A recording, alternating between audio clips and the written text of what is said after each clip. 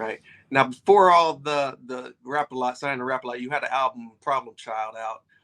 In it, did it officially come out, or were you just shopping that as maybe your demo? No, Problem Child was gonna be my first album under Rap a Lot. But the controversy behind it and how raw it was like, all right, we're gonna have to dial back a little bit. So we came out with the funky little brother song with me and Scarface. And it was still kind of raw, but it wasn't nothing like the Problem Child. Right. Yeah. When the Funky Little Brother hit the streets, what kind of reaction did you get? Oh man, it was chaos. I mean, it was crazy.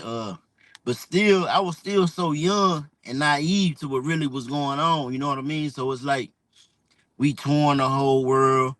Everybody at school kind of like, looking at me like, you too low, like, and, all that kind of stuff and all the interviews and stuff. But by me being around it and being so young, it was just normal at that time.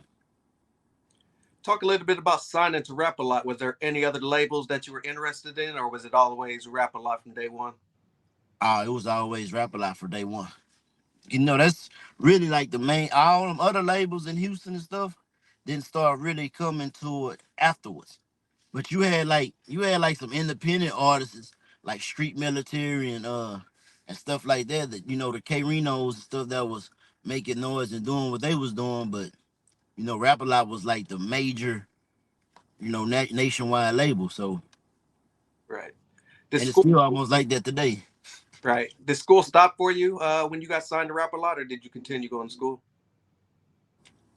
Well, when I signed with Rap a Lot, they was making me go to school more than I was before I signed with them. So that came with that. They really was big on me getting my education and still growing up as a child and grasping the things that's gonna help you in the future and stuff. Right. Was your parents involved with you signing to Rap a Lot, or did you have to get lawyers? What was that process like, being so young and signing a major contract? Uh, I got one of them. I got one of them T ladies, man, that just like if that's what you want to do, do it. Like anything with her was like beating the streets. So she was like, if this gonna take you out the streets and they say they got your back and everything 100, then do your thing. Right.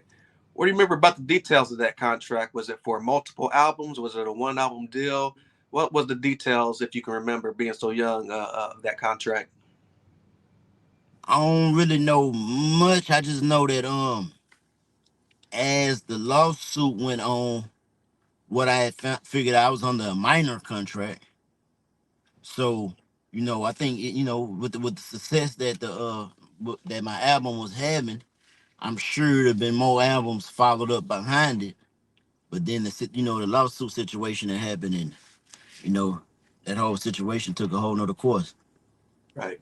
Was that album out before your appearance on Bring It On, Ghetto Boys Till Death Do Us Part? Nah, Okay. Was Ghetto Boys your first major platform debut? yeah, that was my first. That was my coming out party. Okay. Take us back to that studio session, that creative process. What do you remember witnessing during that album? Um, I used to be kind of like scared against the nip. So it was like, everybody was doing their thing, everybody was going, and then Gangsta Nip coming in, and he wanted all the lights off, and then he was rapping about the type of stuff he was rapping about. I was like, wow, man, this man is a maniac. South Park Psycho. Yeah, So, what do you remember most about that studio session with all those members from Rap a Lot being on that track? man, just a bunch of vibing, man. Doing what you do in the studio, getting on whatever vices you getting on, man. Um, very competitive. Cause everybody want get because everybody was still like that was like a lot of the artists is coming out party. DMG, RIP Seagram, R Squad, RIP 32, RIP Big Mello. And then so when I look back now on that album and then all the RIPs and stuff and the level that they was on at that time, it was like Dang, man, so I thank God, man, I'm still here, and I thank him for that opportunity. And Right. Monumental opportunity indeed. When you go back and you just mentioned all those RIPs, kind of forgot a lot of those guys aren't here with us today. So man, definitely part of history.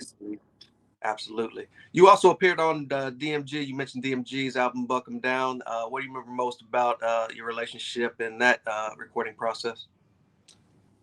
DMG's a super cool dude, man. DMG, same dude every day, man. And a lot of people was like comparing him to Scarface at the time. So Hmm. it was like, he was like a big brother figure to me too. So, that experience was cool, man.